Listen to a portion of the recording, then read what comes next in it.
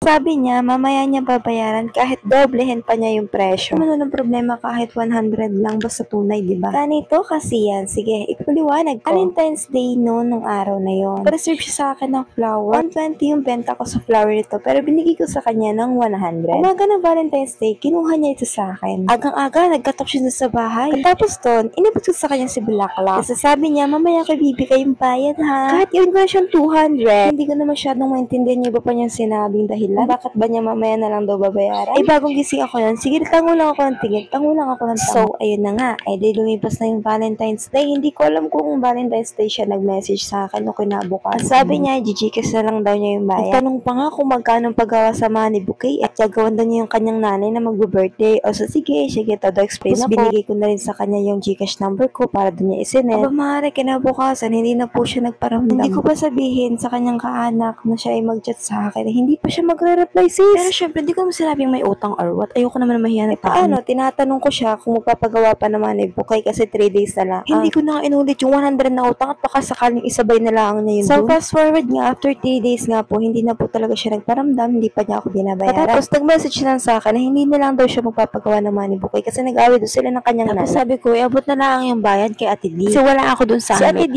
yun yung aking kakwentuhan doon sa amin. Ay, napasyal palagi sa amin para maging kakwentuhan ko. Ay, namari, inabot na po ng bukas po yung kanyang utang hanggang sa umabot na po ng 1 linggo kakabukas at mamaya na. Isang masama pa nito, kailangan pa ako mag-reach out sa kanya. Hindi siya nagkukusa mag-message sa akin kung hindi ba niya mababayaran today. Fast forward, ito na nga. Nasabihan ko na siya. Prangka ko na naman niyang mamaya mo ay bukas na naman. Ako pa daw, Mari, hindi makaintindi at marami daw siyang ginagawa. Dali ko sa kanya yung kanyang sinabi. Ako din, marami din akong ginagawa. Nag-offer na ako sa kanya, nadadaanan ko na lang sa kanila. Ay, hindi daw, iaabot na lang daw niya kay Ate. Sabi ko, hindi, dadaanan ko na lang at kailangan ko kung pumasahe ko yan. Kasi ako, mamaya, paalis na. Mari, kung iaasa ko na lang na i-GCash at iaabot, ay kailan pa yun aabutin sa kanya para sa 100 pesos, kailangan pa niya magpakasira. Para 100 pesos daw, sabi ko, oo, para 100 pesos ka, hindi mo pa mabayaran. Lalo na siguro kung yan ay 1K, sabi ko, oo, lalo na siguro kung 1K, baka di mo na nga yung binayaran. At marami pang kaganapan na nangyayari. Ano naman, hindi naman yun basta sa about sa utang. Intindihan ko siguro kung mismong pera niya yung inutang niya, with valid reason, like kailangan ng pagkain, yung alam ko na gipit na gipit talaga. Pero Mari, alam mo ba yung bulaklak na yun, kinuha niya para daw ibigay niya sa kanyang asawa. Hindi ka pa mahihiya ng bulaklak na inutang mo at binigay mo sa iyong asawa hanggang hindi mo pa nababayaran. By the way, may nakapagsabi na pala talaga sa akin na ganun talaga siya. Family niya, marami na para silang utang na hindi talaga nila bayaran. Hindi basta naniniwala sa sabi-sabi, pero kung mapatunayan ang aking sarili mismo. Lesson learned, huwag magpautang at umutang.